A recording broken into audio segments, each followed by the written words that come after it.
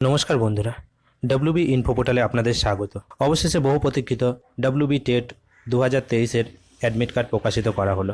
আপনারা হয়তো যে সমস্ত চাকরি প্রার্থীরা টেট 2023-এর আবেদন করেছিলেন, অ্যাডমিটের জন্য অপেক্ষা করেছিলেন, 24শে ডিসেম্বর 2023 পরীক্ষার ডেট প্রকাশিত করা হয়েছে এবং আর অ্যাডমিট কার্ড অলরেডি ওয়েবসাইটে প্রকাশিত করা হয়েছে।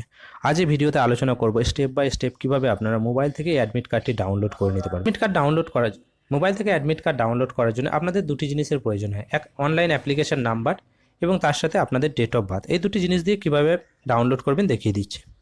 প্রথমেই চলে আসি অফিসিয়াল যে ওয়েবসাইট আছে wbprimaryeducation.org। ওয়েবসাইটটি ওপেন করবেন। ওয়েবসাইটটি ওপেন করার পর এখানে যে তিনটে ডট আছে এটি ওকে করবেন। ইম্পর্টেন্ট লিঙ্কস বলে একটি অপশান আসবে, এটি ওকে করতে হবে। করার সাথে সাথে আরও কিছু অপশান পেয়ে যাবেন, যেখানে online application, teacher eligibility test, TET 2003 এই অপশানটিতে ওকে করতে হবে। ওকে করার সাথে সাথে কিছু বক্স ওপেন হয়ে যাবে। এখানে সব থেকে নিচে যেটা আছে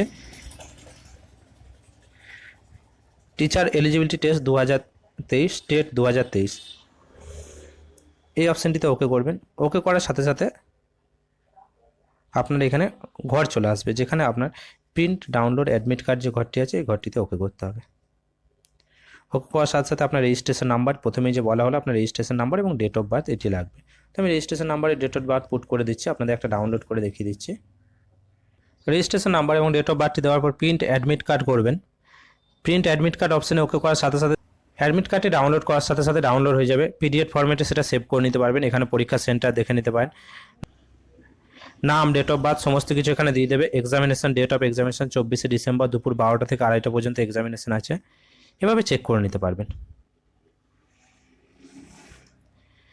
এটিকে স্ক্রল করে নিচের দিকে কিছু ইনস্ট্রাকশন আছে, ইনস্ট্রাকশনগুলো আপনারা পড়ে নিতে পারবেন। তো এভাবে আপনারা ডাউনলোড করে নেন।